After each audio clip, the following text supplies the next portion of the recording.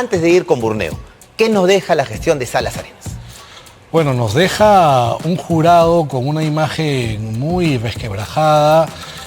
Yo recuerdo en mis épocas que trabajé en el jurado, la OMPI, RENIEC, tenían niveles de aceptación muy altos en la opinión pública y sin embargo luego de la gestión del doctor Salas Arenas, el jurado queda mellado, no necesariamente por responsabilidad suya, sino por todas las campañas que hubo después de las elecciones de 2021 y seguramente también por algunos fallos polémicos, ¿no? Partido del APRA, PPC, que quedaron fuera de la contienda con voto dirimente de Salas Arenas, algunas reacciones de él muy confrontacional con partidos, con candidatos. Para Carla Scheffer, Keiko Fujimori ganó y hubo muchas irregularidades.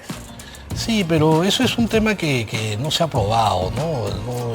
Ha habido una comisión en el Congreso, ha habido mucha gente que ha evaluado la elección y por lo menos legalmente no se ha aprobado estas denuncias de fraude, ¿no? Pero sí, obviamente, tantas denuncias, tantos dichos de fraude, obviamente hay gente que sí cree que lo hubo. Tal vez faltó explicar mejor los procedimientos, porque las actas, mucha gente dice que no ha entregado las actas, pero todas las actas están digitalizadas allí, desde que se empiezan a hacer los cómputos, las actas se van colgando por la OMPI, ni siquiera el jurado, porque además se dice que el jurado no da las actas, pero las actas las tiene la OMPI, las ha colgado en su página web y son públicas, ¿no? De repente ahí hubo también la coyuntura de que falleció mucha gente por el COVID, pero el padrón ya estaba cerrado, entonces la gente sí estaba en el padrón, porque ya no podía Por ese salir, argumento de algunas personas pero eso no significa que votaron, porque claro, yo iba a la mesa de votación y mi tía, mi abuelo que había fallecido figuraba en el padrón porque ya no podía salir, eso es algo normal, pero eso no significa que haya votado. Pero eso no sé, creo que eso no se explicó bien o la gente no lo quiso entender. Y Salas Arenas debió haber sido esa persona que lo explique bien, ¿no? Sí, creo que él lo tomó como un tema de crítica personal y obviamente defendió su imagen, pero eso afectó la credibilidad del jurado. ¿Qué hacer con Roberto Burneo? ¿Cómo Roberto Burneo, nuevo presidente del jurado, que en los próximos días tomará funciones, debe tener o asumir sus funciones? ¿Qué características? Bueno, primero que asume el 22 de noviembre, es decir, tiene todavía un mes. Mira, a diferencia de Salas Arenas, que asumió a un mes de que venza el plazo para inscribir las listas para las presidenciales, es decir, se llegó al jurado en plena ya elección, Burneo entra con más de un año de anticipación. Eso le va a permitir tener un colchón, un tiempo para poder empaparse del tema, que él es nuevo. El próximo año hay revocatorias, que es una elección pequeña, pero le va a permitir calentar, digamos, ¿no? ¿Qué debe hacer? Yo creo que su principal reto, y lo ha dicho él mismo, es recuperar la confianza de la ciudadanía, de la que no cree en el jurado y en las elecciones. Ya tenemos un nuevo elegido presidente del Jurado Nacional de Elecciones, que es el doctor Burneo Bermejo. Pero no elegido, designado. Designado. Bueno, lo han elegido sus compañeros de la Corte Suprema. Pero sí es importante saber la diferencia porque yo creo que uno de los males que ha tenido el país es que los que hacen el trabajo del Jurado Nacional de Elecciones son togados, ¿no? O sea, y que la verdad es que quienes hacen el trabajo del Poder Judicial contaminan la vida política, que es completamente distinta. No digo que esta sea buena y la otra sea mala, sino que es distinta. Y por eso es cuando los jueces están solamente haciendo política, las cosas salen tan mal como han salido ahora con el caso del señor. Pero se supone que los jueces van al Jurado Nacional de Elecciones porque precisamente para impartir justicia, porque son árbitros, son jueces. Entonces, otra cosa distinta sea que la persona pueda tener matices políticos, pero esa es otra historia, ¿no? Sí, pero yo más bien me refiero al hecho mismo de que el talante con el que una persona que es político ve las cosas del país es completamente distinta a como lo hace un juez, porque el juez tiene una rigidez, por ejemplo, de un código que le dice cómo tiene que hacer las cosas. En cambio, en la política hay mucho mayor espacio de poder resolver problemas como los que tú estás mencionando, en el sentido de que, bueno, si no dice nada la norma, bueno, para eso están las entidades como la del Congreso de la República, que lleva a las personas a resolver los problemas, aunque no haya un espacio político escrito para que diga cómo se tiene que hacer. Entonces, eso es lo que ha pasado la última vez. Bueno, claro, lo que ha pasado con Jorge Luis Salas Arenas, que por cierto deja el cargo el 21 de noviembre. ¿Usted qué balance haría? ¿Cómo definiría la gestión de Jorge Luis Salas Arenas, que en menos de un mes estará fuera del jurado? Bueno, yo lo he criticado bastante, ¿no? Pero si tuviera que definir su gestión en una frase, ¿cómo lo haría? ¿O en una idea? Un desastre. Él, por ejemplo, fue prácticamente un dictador. ¿Y por qué? Porque tenía a una persona que, sin que dijera nunca ni una sola vez una palabra cada vez que se le pedía su voto, que era el señor Sanginés, simplemente decía, bueno, somos dos, como yo tengo voto dirimente, fuera el APRA, fuera este partido. Justo los partidos que podían haber sido en ese momento los que impidieran que saliera el señor Castillo como candidato. Bueno, el señor Mulder califica pues con duros términos a la gestión de Jorge Luis Salas Arenas. Porque, siempre lo ha hecho y él lo sabe. Sí, no, eso no está en duda, su posición frente a Jorge Luis Salas Arenas, pero hay que poner un poco de contexto también a los televidentes, porque recordarán que fue el partido aprista quien fue impedido de que presente su lista al Parlamento, y lo mismo ocurrió con el Partido Popular Cristiano. O sea, ustedes fueron directamente afectados junto con el Partido Popular Cristiano. Nos cerró la ventanilla faltando 2 horas, ¿no? Diciendo de que, bueno, o sea, diciendo cosas que no tenían ningún tipo de sustento. Y eso lo hizo efectivamente también con el Partido Popular Cristiano. Y eso no se hace, pues. O sea, si uno está en un cargo como ese, tiene que hacer todo lo posible para que todos participen y no tener como es el caso de los jueces, que dicen, no, acá está, dice la ley y que se caiga el mundo. No, hay que tener un criterio, flexibilidad, ¿cree usted? Exactamente. Porque, bueno, debido a la participación política que usted hace mención, el Tribunal Constitucional determinó que se había vulnerado el derecho a la participación política.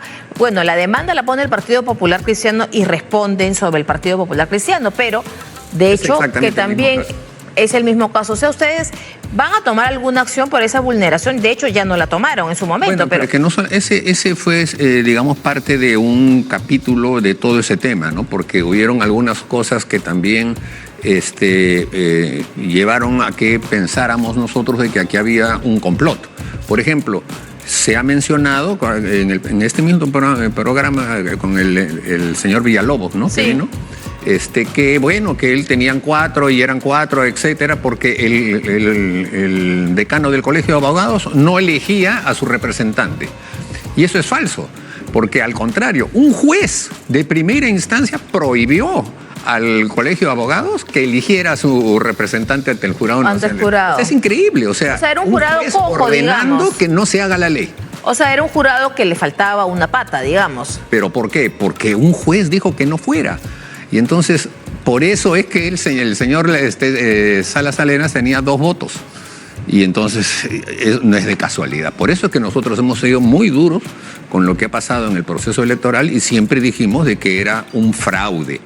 Y hasta la fecha no hay ningún estudio en el que se demuestre de manera palmaria el resultado que dijera que el señor Castillo realmente había ganado. Bueno, pero tampoco se han podido, así como no hay ningún estudio palmario que diga que el señor Castillo ganó, como dice usted, lo estoy parafraseando, pero tampoco hubo pruebas contundentes, actas y que digan, bueno, lo que hubo fue un fraude. Lo que se ha dicho es que hubo varias irregularidades en el proceso. Eso es verdad, pero en el tema electoral, cuando hay duda, se tiene que ir al documento para evitar que haya la duda. Y eso no se quiso hacer. O sea, el presidente del Jurado Nacional de Elecciones dijo, no, yo ya las vi las actas y esto está hecho. oreado y sacramentado. Y no dejó que hubiera una auténtica, un auténtico cómputo que todo el país estaba pidiendo. Bueno, se ha criticado mucho al doctor Salas Arenas, no solo por lo ocurrido en el 2021, sino también por lo menos, o por ejemplo, no ver las tachas contra el partido Antauro, ANTAURO, porque él dijo que tenga el nombre no significa que sea el partido del señor Antauro Humala. Eso ha sido una crítica. Y ahora el señor Salas Arenas, que deja el cargo el 21 de noviembre, deja como legado, digamos, 37 partidos inscritos, porque es en esta gestión que termina que se han logrado inscribir 37 partidos. ¿Cómo va a ser la elección del 26? No, va a ser terrible, pues. Y desafortunadamente no hay manera de evitarlo, ¿no? Porque ya son las reglas de juego que están digamos, caminando. Ya no se puede retroceder en ese tema. El proceso ya está hacia adelante y habrá que ver la fórmula para evitar de que haya un ausentismo o que haya demasiados votos. Bueno, va a haber de hecho una partición del voto. Ustedes, Partido Aprista, que ya logró su reinscripción, ¿piensan en alguna alianza? Usted ya me dijo que les fue muy mal cuando hicieron una alianza con el Partido Popular Cristiano, pero dada la realidad actual de 37 partidos, por lo menos, pueden llegar a 50, han dicho, ¿no piensan en agruparse con otros partidos precisamente para que no haya esta dispersión? Yo no creo que el que se junten un partido con otro, o 3 o 4 en un escenario de 50 partidos vaya a arreglar las cosas. Desafortunadamente las reglas han sido así y se han establecido pues partidos hasta, o sea, como dicen, como cancha, como se decían. Partidos como cancha. Como cancha. Y entonces vamos a tener que ver la fórmula para hacer que el voto sea un voto consciente. Si en los casos anteriores siempre se ha pedido que haya un voto consciente y que por la televisión se decía a los ciudadanos que vayan a votar y que vean bien su voto, etcétera, etcétera, ahora yo creo que eso ya no va a funcionar absolutamente para nada. Y creo que vamos a estar en una situación bastante complicada. Y creo que va a haber ausentismo. La solución a esto es que haya una valla. Una valla electoral que ya existe. Sí, ¿no? Pero una valla adicional. ¿De qué tipo? O sea, todos estos partidos que sacaron esta cantidad, chao. Pero eso tendría que haber una reforma. Tendría que haber Entonces ahí más difícil. Y es mucho más difícil porque ya están corriendo los temas, pero el Congreso se puede poner de acuerdo. Ahora, ¿pero usted cree que llegar a este punto es porque se relajaron un poco en estas reformas que hicieron, recordará usted, los notables, ¿no? Sí. ¿Esto es producto de esa reforma? En parte sí, pues porque ellos vinieron a traer ideas raras como las PASO, que las copiaron de Argentina y que aquí no sirvieron para nada. Pero no se hicieron. Se hicieron, no fue nadie. La única vez. Pero eso fue, pero en estas actuales que tocaban no se hicieron. No, en estas últimas no. No. Pero cuando lo hicieron por primera vez para ver cómo funcionaba, no fue nadie. Fue un fracaso. Sí, y entonces yo no sé cómo se va a cambiar esa circunstancia. La verdad que es muy difícil. Y creo que por eso que el Congreso es el único que podría hacer un cambio, aunque ya las reglas están dadas. Pero si hay un consenso, por lo menos establecer que los partidos que en primera vuelta saquen menos de 10, ya chao. Y los demás puedan seguir hacia una segunda o tercera rueda que pueda permitir que haya un poquito de orden, ¿no? Bueno, pero ya esta etapa, digamos, Salas Arenas, que nos deja los 37 partidos inscritos, las controversias sobre supuestas irregularidades en las elecciones, termina y empieza el doctor Roberto Burneo Bermejo el 21 de noviembre. Él promete transparencia, independencia y una frase que es muy importante, dice que respetará la voluntad popular. Uno puede pensar que acaso antes no se respetó, ¿no? Sí, claro. O sea, hacer un énfasis de eso es obviamente como para decir, ahora se hará respeto a la voluntad nacional. Entonces, ojalá que sea así, pues. Ahora, él es una persona que viene del Poder Judicial. Claro, porque es juez supremo. Y esperemos que tenga la capacidad de pasarse a un lugar en donde es todo totalmente distinta a lo que hay en el Poder Judicial, que es lo que yo decía. Lo que veníamos hablando al principio, sí. En la política, o sea, todo se puede mover porque todo se habla, y etcétera. En cambio, en cambio judicial, todo es rígido, ¿no es cierto? Entonces, ojalá que tenga el talante de darse cuenta que está en otro mundo. Bueno, según su hoja de vida, él ha trabajado además en la Corte Superior de Piura y Tumbes, en el Poder Judicial, que ha sido juez supremo, pero también ha estado en el aparato público, o sea, también ha lidiado en el Ministerio de Justicia, en la ONP. Entonces, de repente viene ya con esa cintura del Ministerio Público. ¿Usted tiene alguna expectativa respecto a esta nueva gestión? Bueno, no lo conozco y espero que sea una persona que tenga, como digo, esa capacidad de darse cuenta de que está pasando a otro mundo, a otra galaxia, es completamente distinto. Complicada galaxia, mucho más complicada.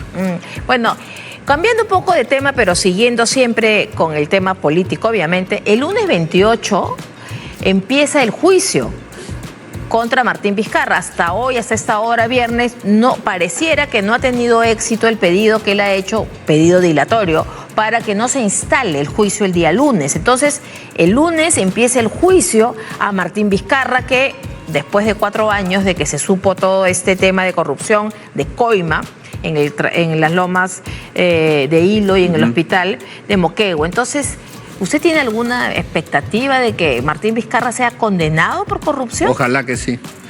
Ojalá que sí, porque las pruebas son contundentes y todos los indicios que se dieron a conocer a través de la prensa desde hace 3 o 4 o 5 años. 4 años.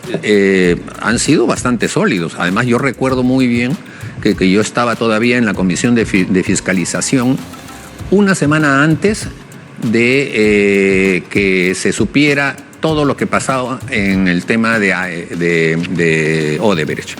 O sea, cuando salió en los periódicos lo que habían dicho Estados Unidos en la conversación que habían tenido con los brasileños. En ese momento le preguntamos al hermano del señor Vizcarra si el consorcio con el que estaban trabajando ellos en Moquegua tenía que ver con Odebrecht. No, de ninguna manera, que no sé cuánto. Y a la semana siguiente salían los nombres de ellos, ¿no? Entonces, por ahí tienen que ir, porque yo creo que esto que están abriendo ahora es solamente un tema de cuando fue gobernador. Pero él ha sido después hasta presidente de la República. No, y también, o sea, hacer cada uno de esos casos. No, claro, pero digamos, como dijo el juez Juárez Atoche, es el más sólido. Hace 4 años dijo que ya iba a ir de frente a acusación, pero no acusó, ¿no? Entonces veamos la expectativa. Hay el caso de los dineros que iban en unos sobres grandes. En los planos. Exactamente, sí, en los planos. Eso ya es cuando era presidente, ¿no? Así es. A mí no me cabe ninguna duda de que siempre fue un corrupto. Desde que él hablaba de hacer el aeropuerto de Chincheros, pero así con una vehemencia tan enorme. Y yo lo vi después en un debate que hizo con Vitocho, y Vitocho lo hizo polvo. Era debate de vicepresidente, creo, ¿no? Lo hizo polvo. Yo dije, pobre hombre, ¿cómo le están dando? Y él no tenía ni cómo responder. Pero después siguió con el mismo tema, lo grabaron cuando estaban hablando con el Contralor, ¿te acuerdas? Sí. y eso siguieron ahí. Entonces, con el Contralor Alarcón, que paz descanse. A mí no me cabe ninguna duda de que es un corrupto. Y espera que sea, si usted piensa que es un corrupto, ¿eso usted espera que se hará justicia? Ojalá, pues, porque yo la verdad tengo bastante escepticismo con el Poder Judicial. No hay, el caso de corrupción es un caso que está siguiendo su curso, pero hay otro caso que es más político, que me parece que usted ha presentado la denuncia constitucional con otros excongresistas por el cierre del Congreso el 30 de septiembre del 2019. Hemos visto una primera audiencia en la que participó Salvador de Solar, que no estuvo Vizcarra porque dijo que estaba operado, que estaba enfermo, en fin. ¿Eso lo cerrará este Congreso? ¿Terminará este Congreso con este caso o habrá que esperar al siguiente? ¿Cómo ve usted que esto tenga alguna celeridad o no? El tema del cierre del Congreso. Yo creo que sí va a ir rápido. Yo me incorporé a las sesiones. No soy de los que... No ha denunciado, no. porque los que lo han enunciado son actuales. Alejandro Muñante, que en breve estará con nosotros. Así es.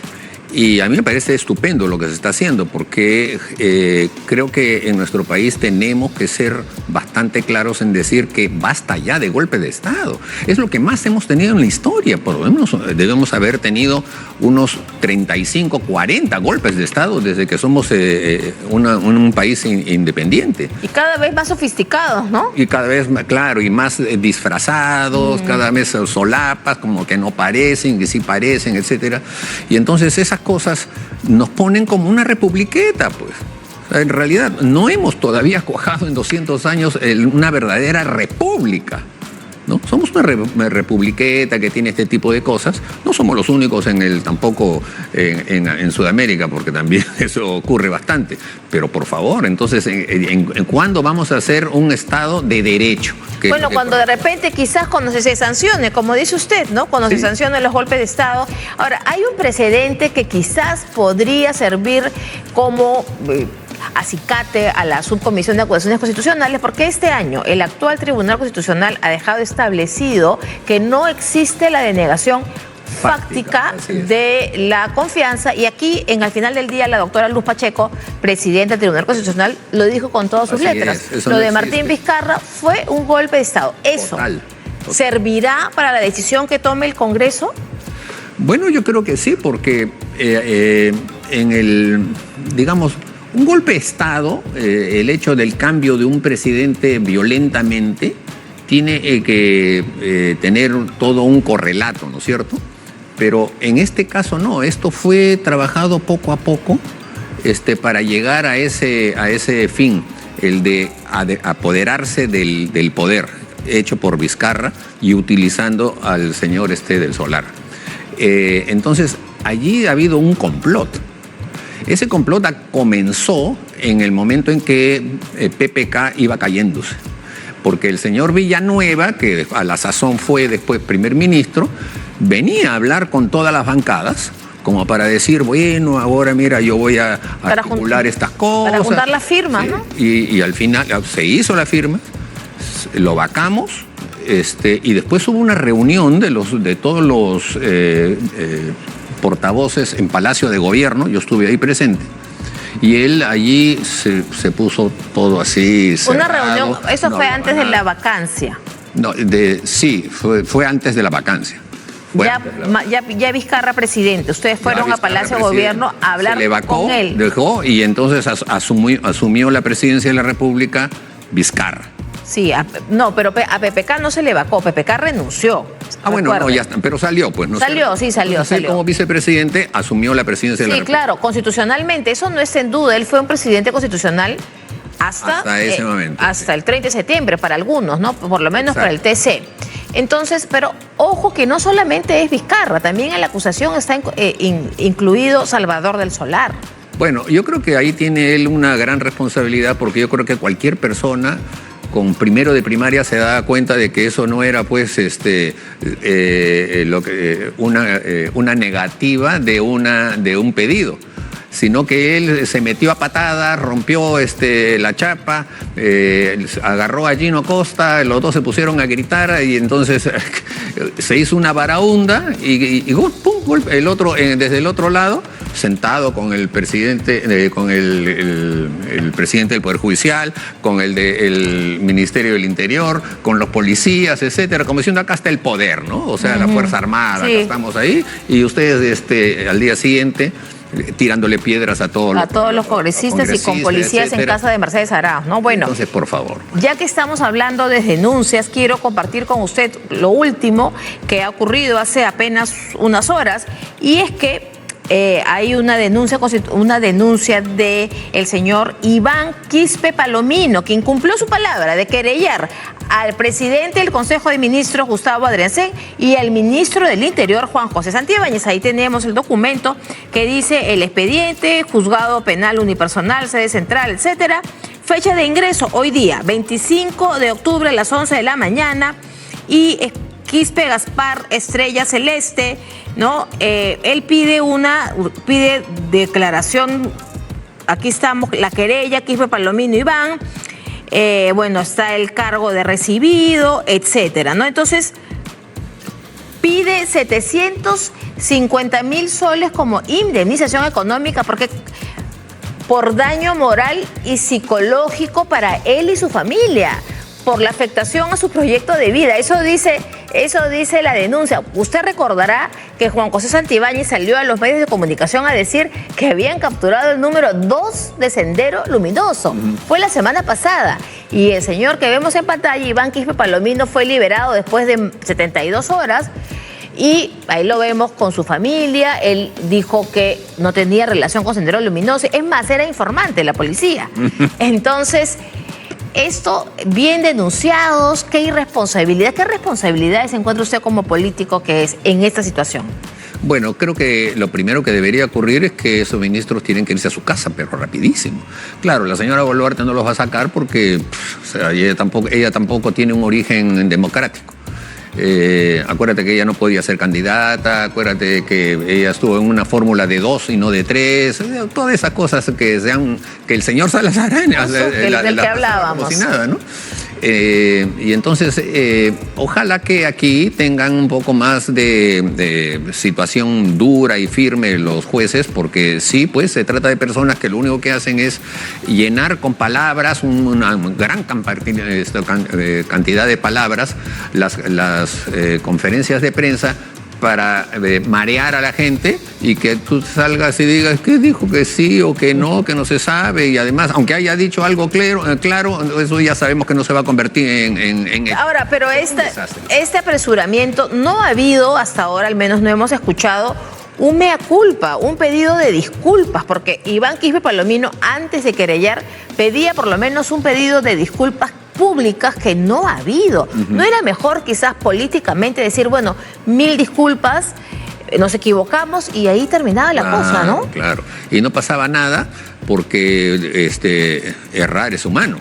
Pero en este caso no creo que lo vayan a querer hacer y van a seguramente a seguir y a buscar la manera de alargar la querella y tratar de encontrarle algo para ver si pueden salir airosos. Bueno, la querella se va a alargar de todas maneras, porque esto tiene que pasar al Congreso, porque ellos son ministros y entonces esto tiene que haber un levantamiento de la inmunidad y todo es todo un proceso largo. O sea, hoy día empieza un camino que Iván Quispe Palomino debe saber que es muy largo. Sí, pero creo que tratándose de una querella, el procedimiento no es tan largo, no es como una acusación constitucional. Tiene que someterse a la querella. No pueden decir, sí, si mal no recuerdo. No es, pero es un delito, pero está en funciones. Sí, él está en funciones, pero se trata de las querellas son directas a la persona que se siente querellado y es otro procedimiento. Tengo esa duda. Bueno, muchísimas gracias, Mauricio Mulder, por acompañarnos esta noche en Al Final.